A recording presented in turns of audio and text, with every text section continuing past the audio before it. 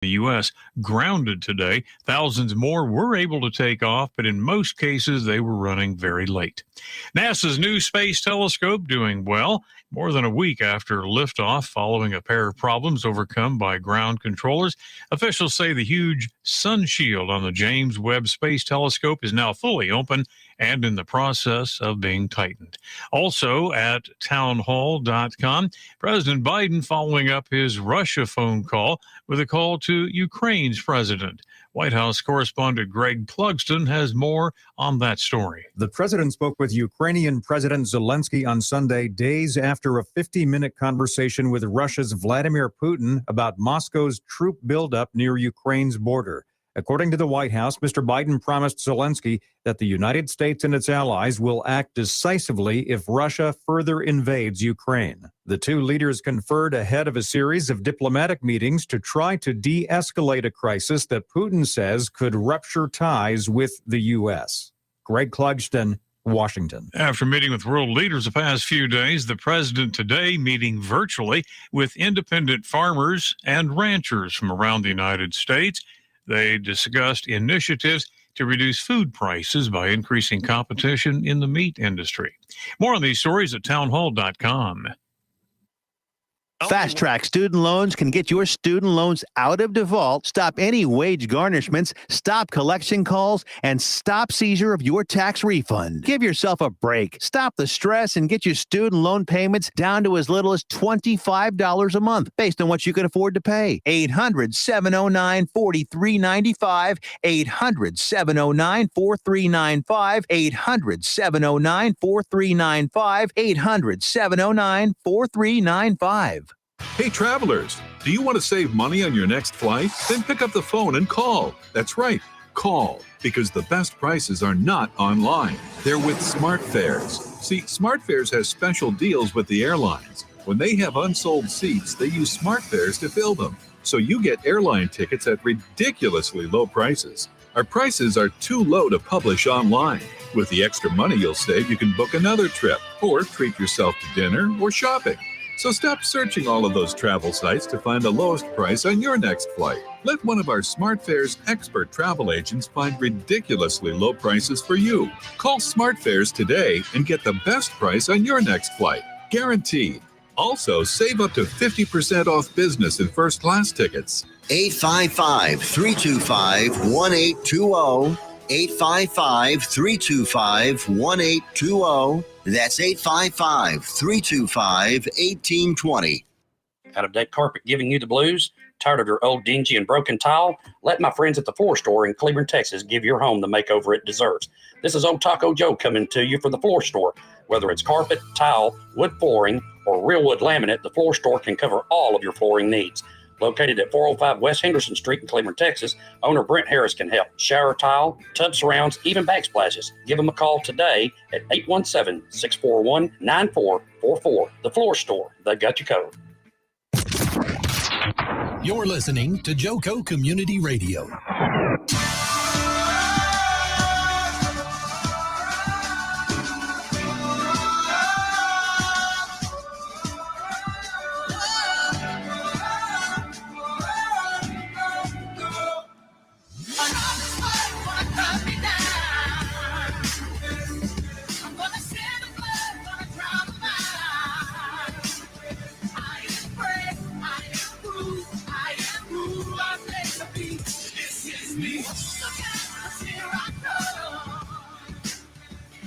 Good evening and welcome to No Judgment here. I am your host, Tish Ross.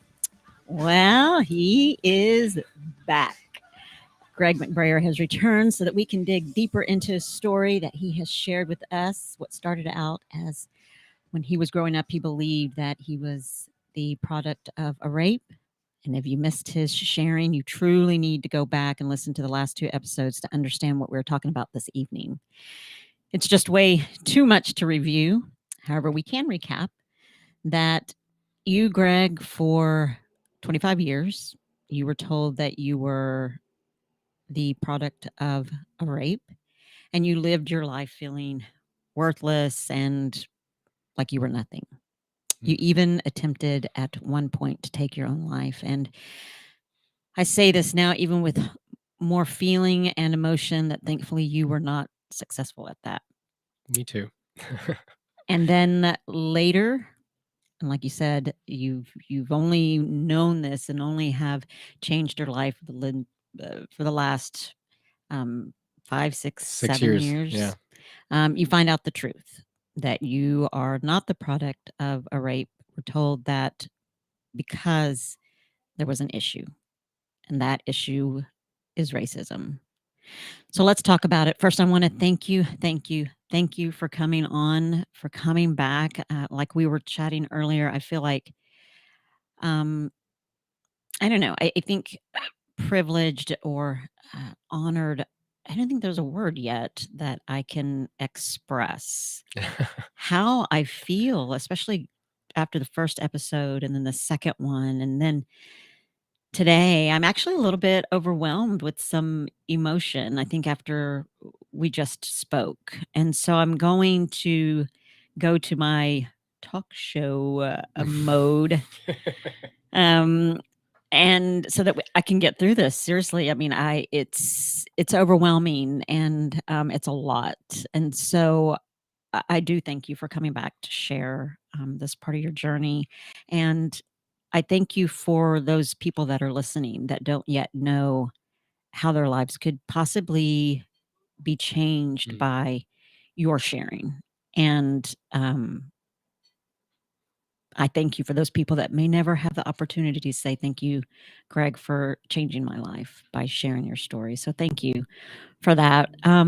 We're gonna dig deep. We're gonna dive in. I'm gonna say listener discretion is advised. We are raw, real, and transparent on No Judgment here, and that's the way that we should be. I mean, there's no reason for being fake or lying. I mean, there's no point. It's senseless. So we're gonna dive in. So how did you find out after you were believing or kind of questioning where you really did come from?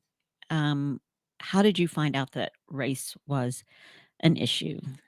Oh goodness. First of all, before I answer that, I just want to thank you for giving me the opportunity to be on the show and share this. Because I've never done this before. Never shared it on this kind of this platform before. So I thank you, and I thank you all that are listening. And I really, my intention is to share, to help, to anybody that's going through anything. There's hope, and you can do it. You got this. So back to your question. Really, the way that I found out that it had everything to do with racism was when my real dad reached out to me. When I was 25, and I'll never forget. I was actually driving, trying to read this long message that he sent me through Facebook Messenger. And it first started out with, "Hey, Greg, I'm your dad." And those words are just like, what? Because before, for about a year or two before that, I've been trying to find him and hadn't been given all of the necessary information. And I realized after, I'll get to that, but why I would been given the wrong information. But basically he reached out to me and said, "I'm your dad. I'm reaching out because I've been battling cancer, and I want to make sure that you know about that, so you can get checked, so you can make sure that this isn't genetic, that kind of thing. And I want to have a relationship with you, because I don't know how long I'm going to be on this planet." So it's just like, whoa, it was so surreal. Excuse me. And I remember like my first words to him were, "Why did you rape my mom?" That was the first thing I ever said to my real dad. And his response was, "What? Was that what you've been told?" And when he said that, it kind of reaffirmed something that I had been feeling, that I had felt, that my mom wasn't being as truthful as she could be. I had felt it from times that I had asked her about, "Hey, like, can you tell me about it again? Like what happened? Why, all that good stuff, just questions of where did I come from, Right. And I realized that there was inconsistencies in that story. every single time. So for me, knowing people that have actually had that experience, that rape experience, that's not something that you do. You don't miss details, Right.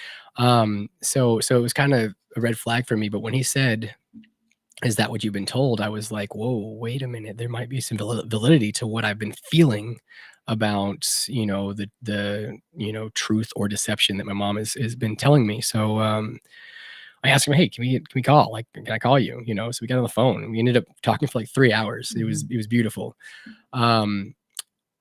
When we were on the phone, he described to me, he told me, the story of how him and my mom knew each other, how they were together, how they dated. And now at this time, I mean, he was in the drug game. So, he was his DOC, drug of choice, was Coke. So that's what he sold and that kind of thing. And he also had a job, I believe it was at a factory. But as he started telling me that, my mom was actually like, rode around with him in those kind of days and in that kind of atmosphere, with the drug game and that kind of thing. And I'm thinking, what? My like super white mom, like what? Like kind of thing. But the confidence that he told it, that he was telling, these what I was questioning as facts, but what I later verified as facts. So the confidence that he was saying them in was different than what my mom was saying, and the energy, like the feeling of it was way different. So I knew this is probably truth. Like this feels right. This feels like his truth. And then it was like, holy shit. If this is true, then that means that my entire life has been a lie. That means that I've been lied to since I was like 7 years old, when I was first told that, "Oh, you're a product of rape," So then it got into the story a little deeper, and of like after I was conceived, and the basically like disappearing act that my mom did, because of my grandparents, my grandfather in general. Um, then he told me something that just like really, really, really, really shook me. It just took me for a loop, and he told me that after I was born, my mom had come to see him at his job, and he's got to see me and that kind of thing, and he's let's go, let's do this. He's really excited because I'm his first son. Right. And I'm actually his only son. Even after all the years, I'm his only son. Which is something I didn't tell you earlier, but yeah, it just popped in my head, like, oh yeah. But anyways, after she went to his job, he was supposed to go to her house, which he was living with my grandfather and my grandmother at the time. Well, when he showed up at the house, my grandfather opened the door, not my mom. And he had a 357 in his hand and pointed at him and said, don't ever darken my door, you fucking nigger.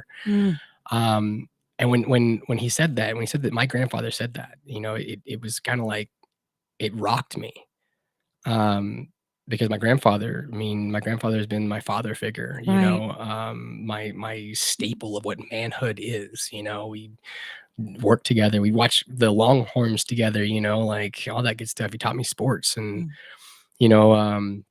I was going to go to college and play, for UT. Like he never got to, it was all this crazy stuff, this amazing stuff that was about my grandfather that just broke. Like it just was shattered at that point. Like, wait, what? I think that might be the part of the story that's not right. That was kind of what I was thinking. And then I verified this by bringing it up to my parents, bringing it up to my mom. And, like I confronted them about this after this conversation. It was a 3-hour conversation. My dad just basically telling me, the story of my origin, and what happened afterwards, and his struggles afterwards and that kind of thing. And he ended up going to prison right after that. So when I brought it up to my mom, when I confronted my mom, like I was saying earlier, is like a lot of it is a big blur, because there was a lot of emotions. There was chaos. It was really chaos. I let my mom read the message, and her first response was, "He's lying." Like, what? wait, what? Like, why would you just say he's lying? What about, like, what's the explanation? What's your side of the story? You know, like, is any of this, like, this detail and this detail and this detail and this detail of the story that he told me while on the phone, like, all of that, you know, what about that? Right. Just, he's lying. That doesn't say anything, you know? Um, and like I said before, I'd felt like there wasn't something right. I felt like there wasn't something that matched up with what my mom had been telling me for years. Right.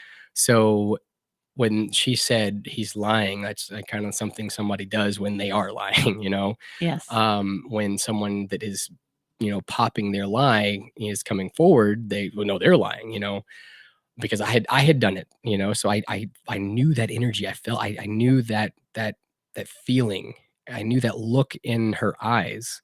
So I lost it. I lost my shit and, you know, flew off the handle. And I mean, my grandfather got involved. And at one point, I don't really remember exactly what the words that were said because, again, the emotions were high. But at one point, he slapped me when I confronted him about the whole 357, the whole, like, don't ever darken my door, you nigger kind of thing, you know? Right.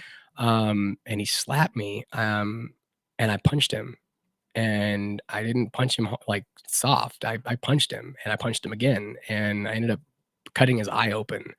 So bad that he had to get stitches. So then after that, I'm feeling like a complete and total piece of shit, more so than I'm already feeling, because I just beat up an old man. And that old man just happened to be my grandfather, who I love, who has been there for me, who has shown me so many things, but is also, now I know, is a racist and, you know, has always not liked a part of me because I'm half black, half white, you know? So after that, it kind of was like, how far does this all go? It's actually a story that I remember hearing, and I really can't remember how far after this happened, but of my Aunt Roxy, she's since passed. I remember my mom telling me that she was the first one out of all the family that would hold me because I was black. And you know what's weird is there was so many like racist remarks and so many like so much like blatant racism as a child that I remember that at the time I didn't really register as racism. It was just like, oh yeah, funny kind of thing. But then I got older and then all this happened and I was like, holy shit. There's like some serious like racism that's in my family and I'm half black. Right. How does that even work? How much do y'all really love me if you're racist, you know, if you don't like black people or people that aren't the color that you are? Like how does that work? I mean, And so as all this is coming out, and as we were chatting, you had shared that the people that were your rocks, you now, or then at that time, you thought, man, are liars. And that you felt like you had lived up to that point a life of lies. And so then we were chatting and I had asked, what about your stepdad? Oh. And how did he feel when all this was coming out? So, you know, as far as how he felt, I really can't speak on because he really didn't show very much emotion at the time. He kind of just stayed out of it. But when I sat down and I asked him and I talked to him about it and, you know, how angry I was with my mom and, you know, everything. And I asked him, you know, what did you know about this, that kind of thing and all this good stuff. You know, he just took up for my mom. Basically said, you know, you have to understand, you didn't know your grandfather at that point. You know, he was very, very overbearing. You know, you didn't know the pressure that she was under and all this good stuff. And at the time, I was like, it's absolute bullshit. Like, that's such bullshit. How are you going to sit there and take up for someone that's lied to me for 25 years? You know, for a group of people that have lied to me for 25 years, you're among that, you know, like you, at any point you could have told me the truth, you know, like that's absolute bullshit. So for at least a good year, maybe even 2 years, I really didn't want anything to do with my family. I didn't want anything to do with any of them. because I was so hurt, because I like everything that I ever knew was like ripped out from under me. It was like the feeling that I felt my entire life of being worthless, of being like a piece of shit, being something that like if I was dead, nobody would care, kind of thing. Mm-hmm. It's like it was just reaffirmed. It was just like it was like confirmed right then, right there with all these lies and that kind of thing. Like I'm not even like important enough for the truth. My goodness. You know, so that's where like that's what I felt. And have you had conversations with your family, your grandfather, your mom, your stepdad about that feeling? I mean, because that is, so I'm thinking now as you're chatting, as you say that I mean, I know even as a parent myself have thought, well, I don't want to hurt my child by telling them the truth. Right. And the truth always comes out 100%. one way or another, whether it's sooner or later, it comes out. And then the child then is wondering, why did you lie to me all this time, all those years? What was the purpose? What was the intent? Have you confronted or have you had conversations with your mom, your stepdad, your dad, your grandfather about that? So with my mom and with my stepdad, we've had several conversations, years afterwards, of course. We've had several conversations about it and kind of come to like a happy understanding of that was then and this is now kind of thing, because they can't give me a reason. Like the reasons that well, I guess let me take that back. They did give me a reason. And the reasons were the pressures, the hey, this is my dad and he's telling me this, blah blah blah, like the whole family structure of like the pressure of you better do what I say kind of thing. But to me, that's absolute bullshit. Because for me, like I understand that right is right, and if lying is in the middle of what you call it right, then you're wrong. Because the truth is the most, is like, that's life, truth. Just be truthful. Because I feel like if the truth was the first thing that I knew before the rape thing, I wouldn't have felt as just disgusting. I wouldn't have felt as worthless. I wouldn't have felt that to the depth that I did. So I feel the truth is the most important thing. So as my parents, my mom and my stepdad give me these reasons of why they kept the lie going, why they did it in the first place, and that kind of thing. Basically, what I had to understand to myself, what I had to tell myself is, I had to say, you had the choice to like forgive, or you could just choice to hold on to this for the rest of your life and be mad about it. Because they're not going to give you the answer that you want to hear. They're not going to like break down and tell you how like sorry that they are. They're not going to do that, because they have their idea of why they did it, and that's valid to them. And that's okay. This is the conversation that I had to have with myself every single day, of like understanding that the closure that I needed had to come from me. It couldn't come from anybody else. It couldn't come from them. Right. Because they didn't see it that way. They just didn't, and honestly, I really don't know if they see it differently now. I can tell you that my relationship with my mom, with my stepdad, even with my grandfather, as much as I don't see him, but is great. And I don't have any like bad blood or any like, chip on my shoulder. I do anything for them. I love them unconditionally because it's my choice. And that's the freedom in this whole situation is I learned choice. I learned choice of emotion. I learned choice of who I am. I learned choice of what I want to feel. I don't have to hold on to being hurt and being angry and being like feeling like I'm nothing to them, because it's not about what they feel I am. It's about what I feel I am. And that's the biggest thing. And had you had an open conversation with your grandfather about the reason why he made your mom? Why? That was part of the thing that led up to, him slapping me and us getting into like kind of a fist fight. But honestly, like I said, I cannot remember what he said. All I remember is just being so angry, and then feeling him hit me, and then all that good stuff. But after, I really never sat down and asked him about it, because I didn't feel like I needed to. I felt like I knew where it was going. I knew what the conversation was going to be, and I knew that honestly, at the end of the day, no matter what he said, it like he could say anything, but it wasn't going to fix me. It wasn't going to fix anything. It wasn't going to change anything that had happened.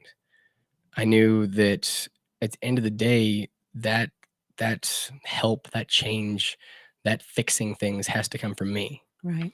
So I never sat down to have that conversation. I do the last time I saw my grandfather, because he's in a nursing home right now, and they're locked tight or whatever, or they were for a long time. But the last time I saw him, I gave him a big old hug. And I kissed him on the forehead, and I looked him in the eyes and told him how much I loved him. And he looked back up with me, up with me, and with tears in his eyes, and said he loves me too.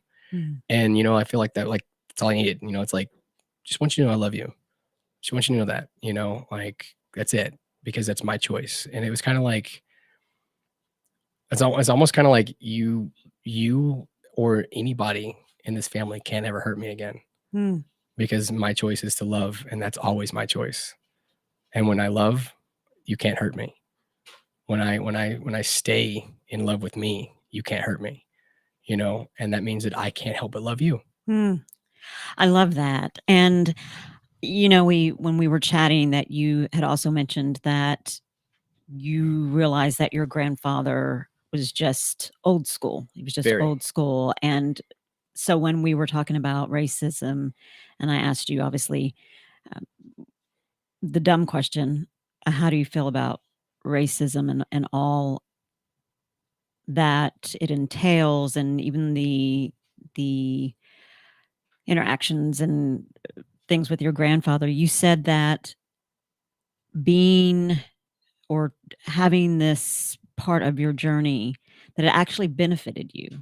Yes. And it gave you a different type of viewpoint or perspective.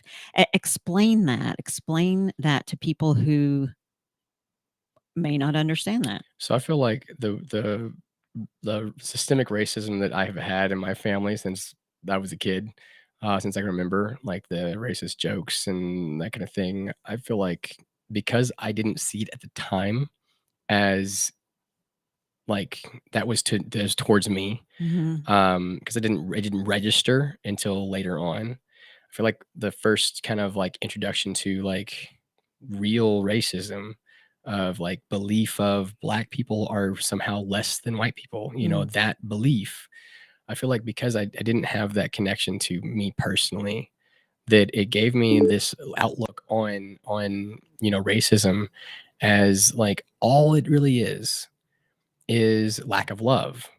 So now I have the opportunity to have fun with it. To when someone calls me a nigger or whatever like that, that's something that I have the choice to respond however I want to. And it doesn't, it's to me, when say I'm called a nigger, it doesn't register as negative. It's not automatically negative. It's just like, being homeless. Well, that's not automatically negative to me. It's my choice to make it negative. That other person might have meant it negative, but it's my choice to take it in that negative. And I feel like because I've had that since I was like a kid, I feel like that's helped me in that. That's helped me like see that it doesn't have to be bad. It doesn't have to be something that I have to take offense to. It doesn't have to be something that I have to say, you're racist, so I hate you. Because if I say that, then I'm no better than the racist person. You know, like Right. I'm not helping anybody. I'm not fixing anything. I'm not helping the world by hating racist people because I'm black and people don't like black people. I'm adding to the problem, you know? Absolutely. Well, we're going to go to, gosh, that was quick. That We're was going quick. to a commercial break. We will be right back. We have so much more to chat about. You guys stay tuned. We'll be back in just a bit.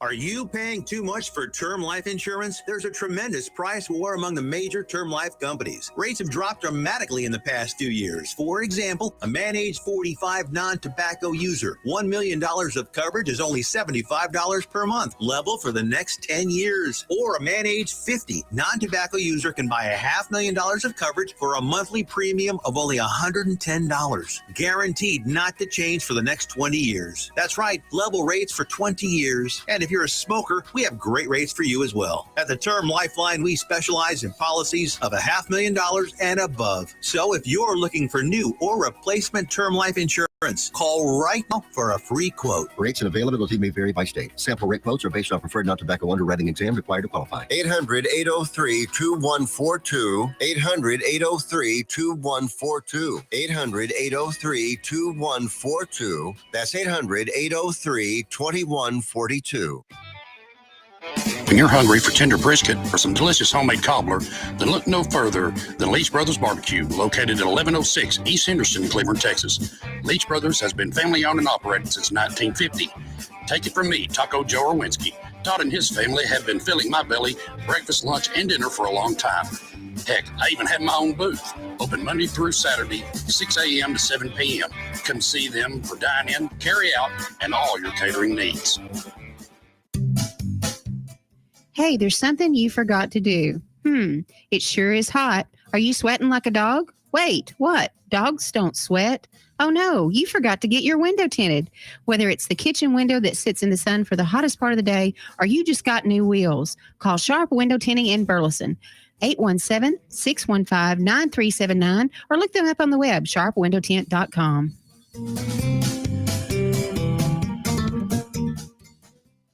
The voice of Johnson County, Joco Community Radio.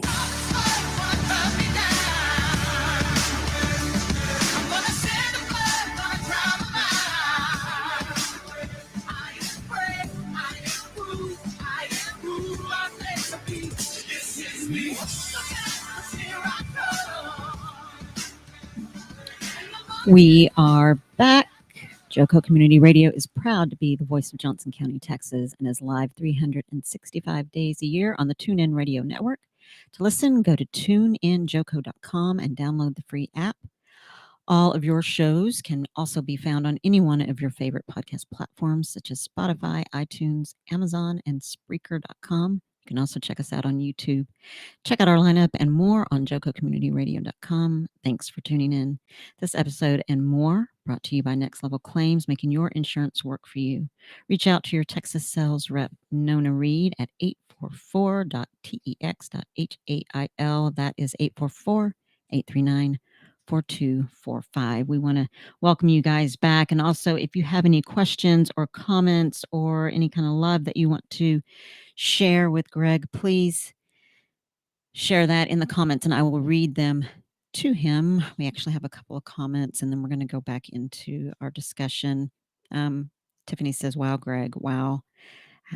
She says, love you, Greg McBrayer. You are an amazing human. Proud to call you friend and so grateful to you for sharing your story. Mike Ross says, I'm sorry that the N-word even exists. I cringe even when I hear that word, whether it is directed at someone or even just used in the many circumstances that it is often used in.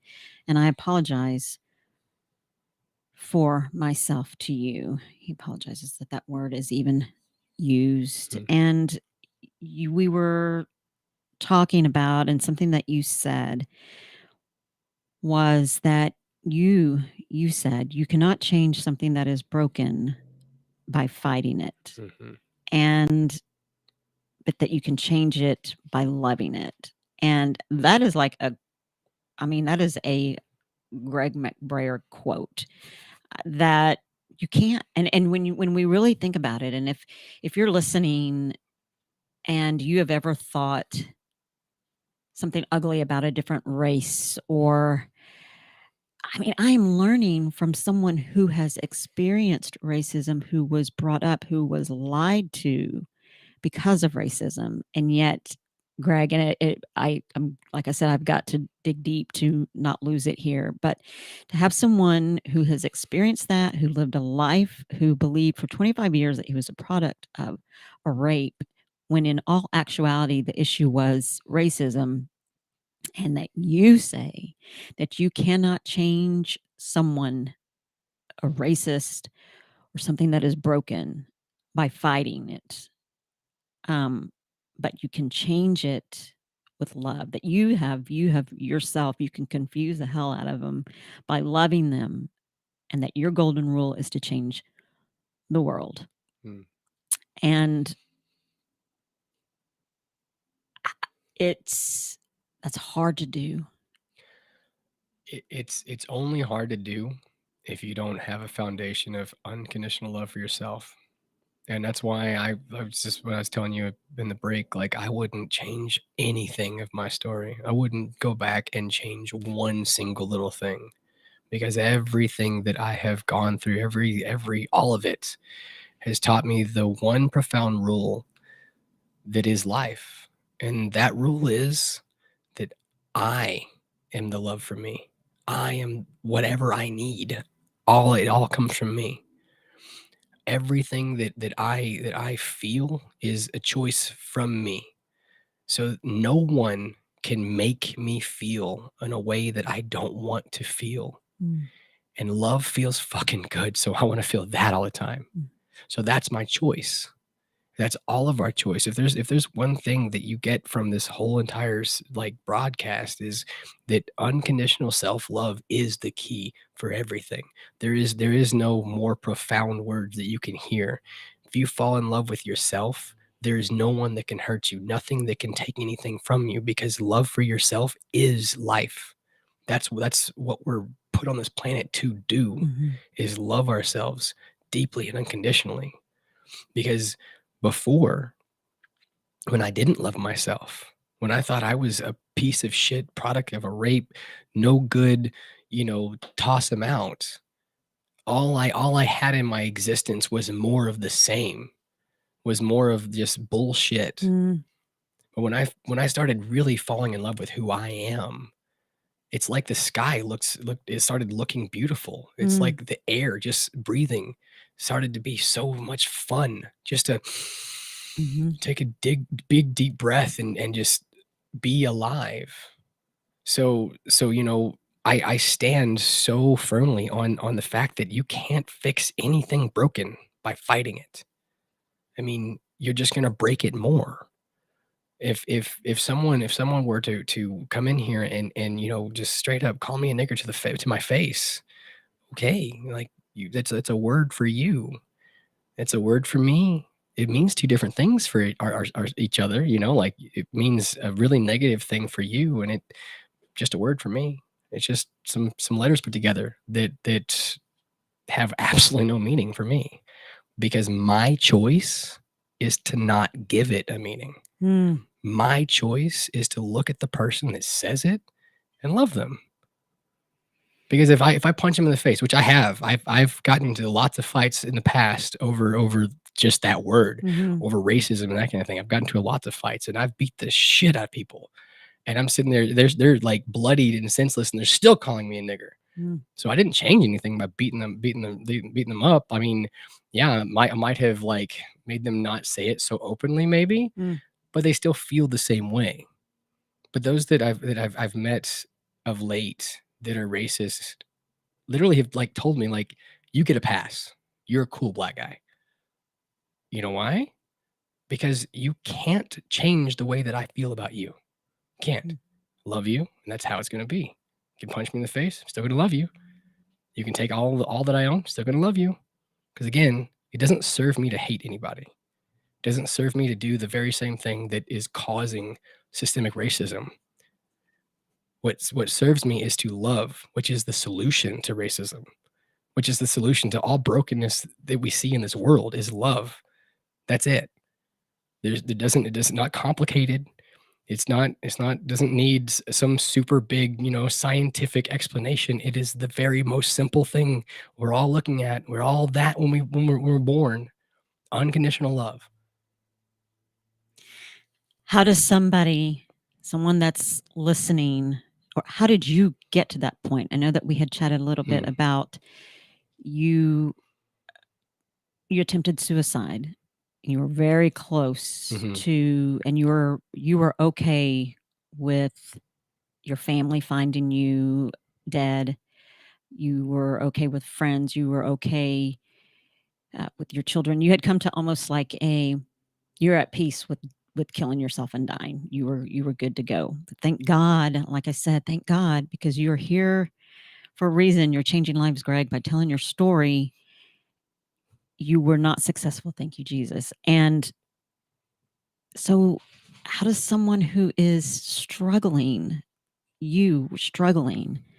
with all the things, believing that you were something, man, that was a lie, and how do you change from someone who feels worthless and unloved to loving people? It's been a process, but that suicide attempt really was turning point for me. Because I came to a point where I was out. I checked out.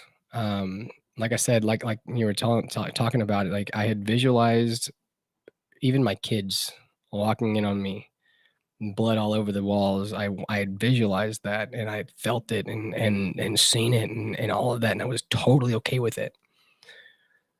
I feel like that was me, like letting go.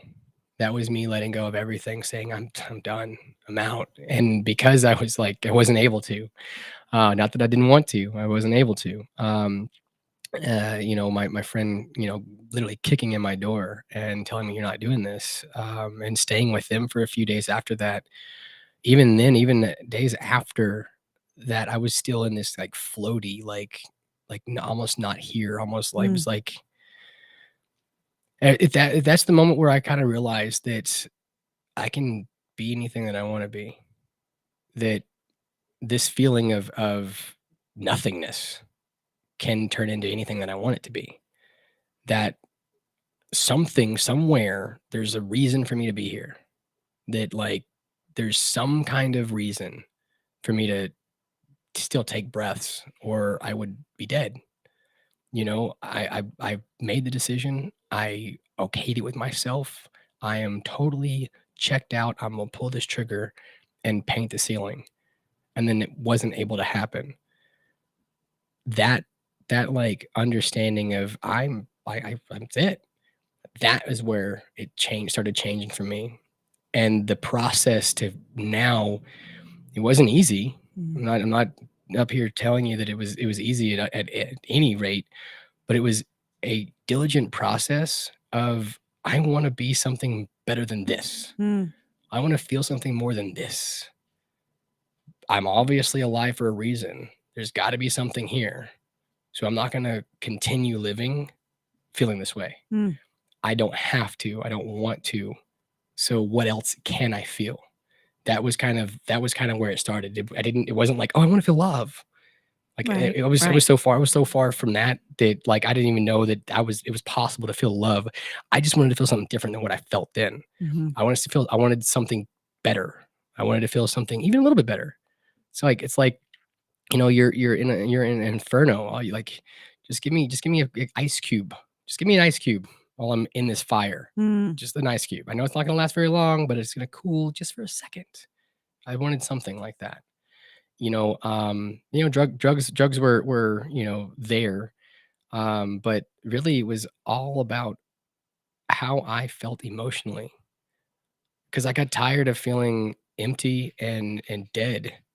When I felt that way, that for those 2-3 days, just like I was I don't know, just like it's really hard to explain. Mm. It's like a floaty, like not here but here kind of feeling. Like nothing had any substance, nothing had any meaning, nothing was real almost. Almost like an outer body experience. Yeah, You it could was see like yourself. exactly. It was kind of like a several day out of body experience that just helped me kind of see myself for what I am. And what I am is exactly what I fucking want to be. That's right. And that's the brass tacks of what I figured out is that I have a choice. I can focus on this horrible thing that my mom did. I can focus on, all of the, homelessness. I can focus on the poverty growing up. I can focus on the fighting and seeing my mom and dad fight and then fighting my stepdad. I can focus on all of that and I can feel real bad about it. Or I can focus on what I want to feel. So that's like that little tidbit that gave me enough to keep going day after day after day after day. And once you do that after like over and over and over, you start to build a practice. You start to build a habit. You start to build a habit of being your best you. You start to build a habit of feeling in the best way you possibly can. And what happens is the best way you possibly can, that level keeps getting higher and higher and higher and higher until you finally see everything as so limitlessly beautiful because you are so in love with yourself.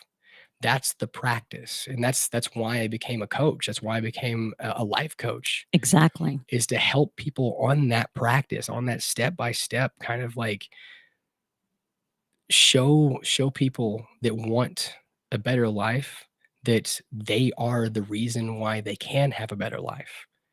That their reality is created 100% by them.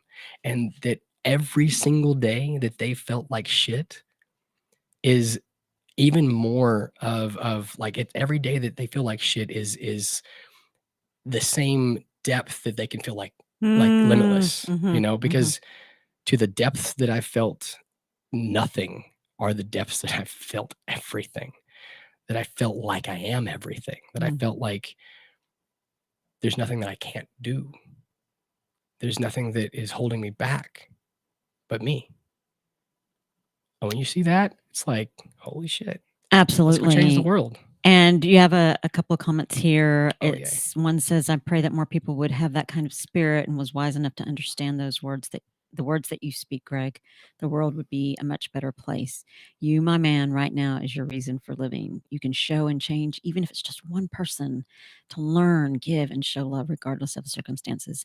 And so, Greg, even if you were a product of a rape, even if somebody that's listening was the product of a raper, a parent says to a kid, which never should be said, oh, you were an accident, you were a surprise, or that almost sends that that sort of hidden messages that you weren't really planned, you were kind of surprised, you were an accident, or you even weren't if, wanted. Yes. Yeah. So even if you were the product of a rape, or someone is, you said, one of the things that you said is you are exactly who you say and believe that you are. And that's like, those words are so profound to me because I've lived on both sides of it.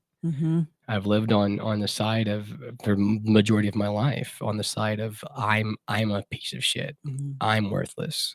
I'm not good enough. I've lived on that. I believed that I wasn't good enough. I believed that I was a piece of shit. So therefore, that's exactly what I was, piece of shit. I mean, I had a whole marriage that for 10 years that was, oh my goodness. I mean, and if you haven't watched number 2, you need to go watch number 2. Yes. But I had this shamble of a marriage because, again, like the belief of being worthless, being good for nothing, being a piece of shit. Well, that is what I got. Now when I see myself in the mirror, I can't help but see an amazing creation. a beautiful person that's no better or worse than anybody else. Right. The being behind the human is what I see when I see myself. And that's all I can see when I see anybody else. That's why I'm that guy that kind of looks a little too long in somebody's eyes. Like I'm kind of, I'll look in your eyes as I'm talking to you. And if you're the kind of person that feels awkward, you're probably going to feel awkward talking to me because I look into your eyes because I'm talking to the being behind the human. Absolutely. A human, like the essence of being human is up and down. It's flawed, but the being that is seeing things through your eyes, that's perfection. That's limitlessness. That goes beyond superficial racism or he said, she said, or, I got cut from a job or blah, blah. It goes beyond that because the being behind the human goes beyond life as we know it. Right. You can't kill that. That continues on living, the spirit, the soul, whatever you want to call it. And that's what I talk to when I talk to anybody, because that's what I see in myself. And so if somebody wants you to or needs to meet with you in terms of possibly having you as their life coach, how can they get in touch with you, Greg? You can message me on my Facebook page, Greg McBrayer. You can also shoot me a call or text at 817-408-5196. You can more than welcome to shout out here on the comments right now. And I'll personally get back with you because I can't wait to talk to you. I can't wait to vibe with you. I can't wait to share life with you because you mean the world to me, because you are the world. You are the world. And that's like, it blows my mind. And one of the things that you said is that when we came back from the commercial break, you said that you wouldn't change one single thing about your life. And obviously we can't, right? When we go through things, we can't. But something else that you said is no matter what someone is going through, it means nothing if you didn't learn from it. Yeah. And we spoke about there is beauty in pain. If you look back and you think about your life and you think about, and I thank God that trigger was not pulled, because there's purpose in your being.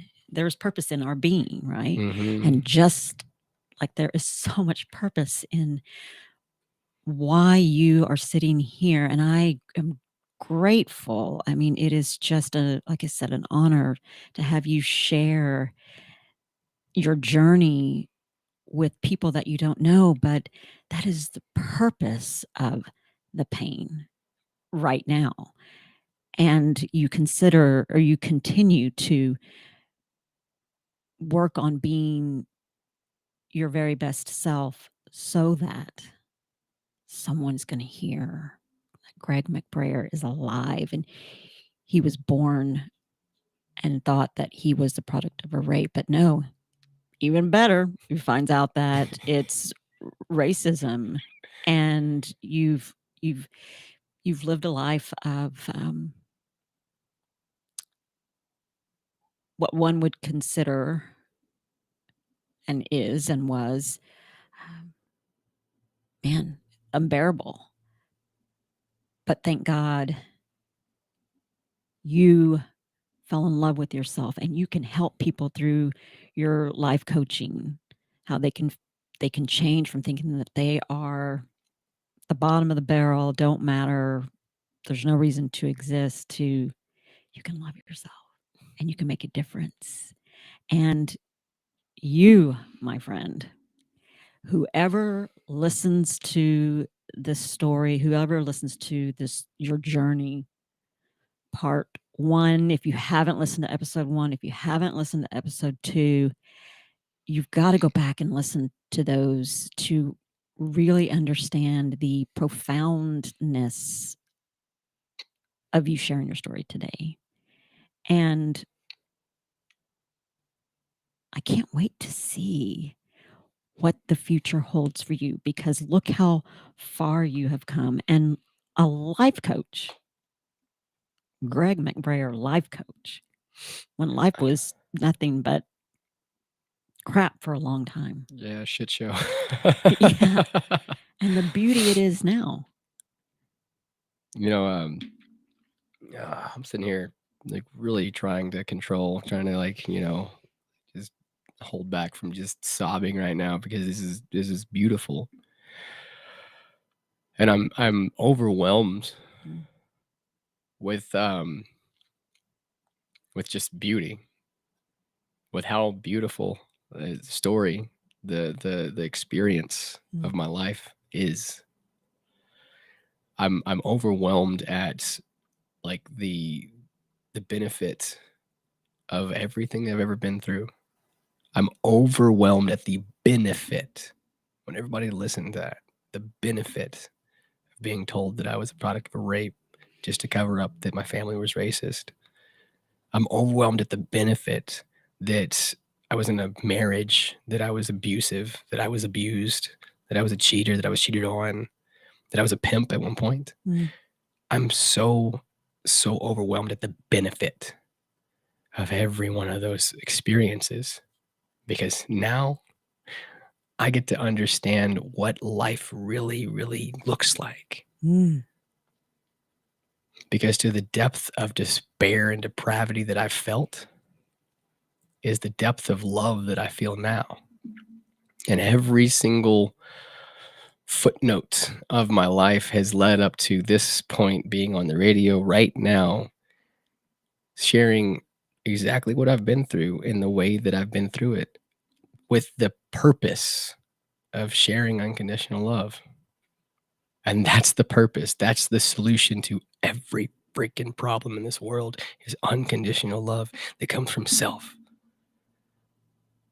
It comes from self first and emanates everywhere. There cannot be any dark spot when you unconditionally love yourself. When you walk into a room, people know it, people feel it, people see it. People feel you because you love yourself. And guess what? You can't help but be that. You can't help but be this absolute magnet for all good things. You can't help but see the best in every single person that you come across because you know that they are just like you. Absolutely. You know that behind the eyes that are looking at you is the same being that's looking out from your eyes. And that's profound and that's deep. And that's like, you can't get any better than that. You just can't get any better than that.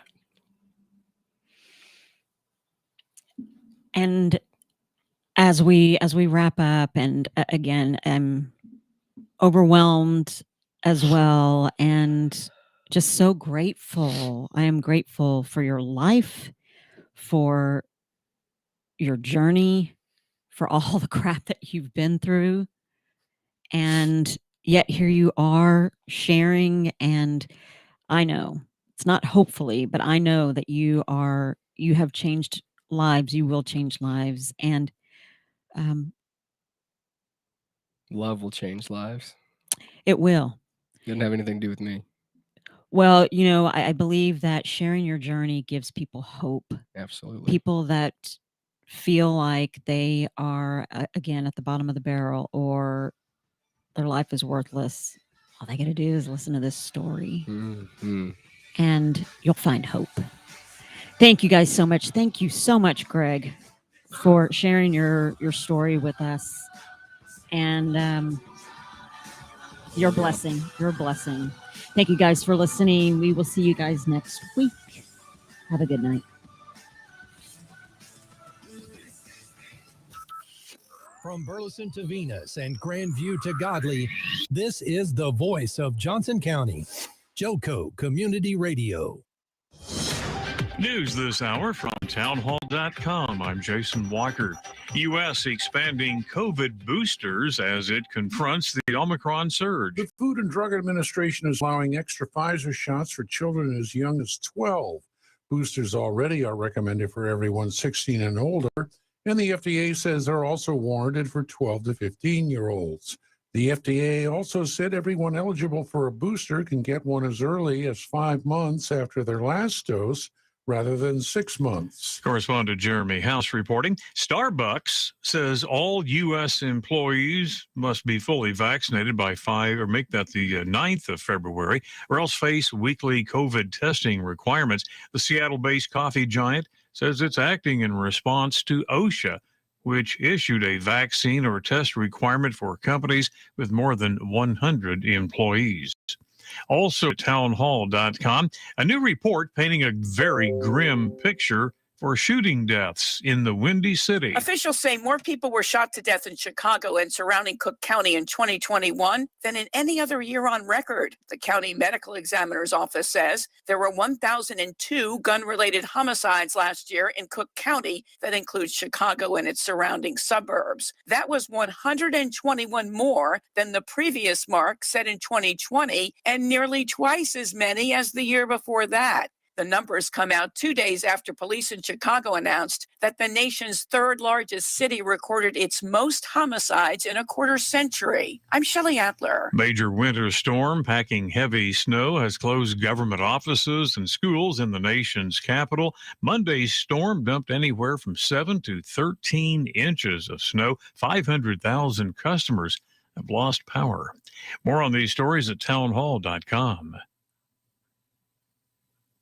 Fast Track Student Loans can get your student loans out of default, stop any wage garnishments, stop collection calls, and stop seizure of your tax refund. Give yourself a break. Stop the stress and get your student loan payments down to as little as $25 a month based on what you can afford to pay. 800-709-4395, 800-709-4395, 800-709-4395, 800-709-4395.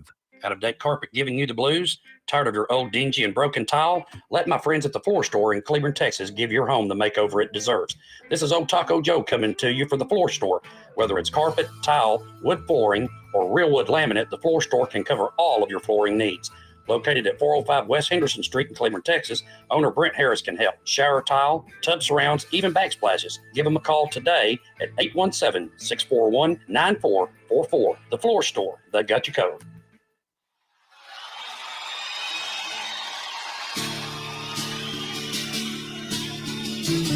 Accelerated Graphics and Signs, 101 East Renfro, Sweet C in Burleson, Texas, can handle all of your graphic needs.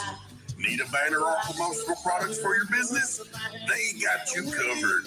T-shirts and caps for your group. All you need to figure out is if you want them screen printed or embroidered. How about some slick graphics on that hot ride to make you stand out from the crowd? Accelerated Graphics and Signs can handle anything you throw at them.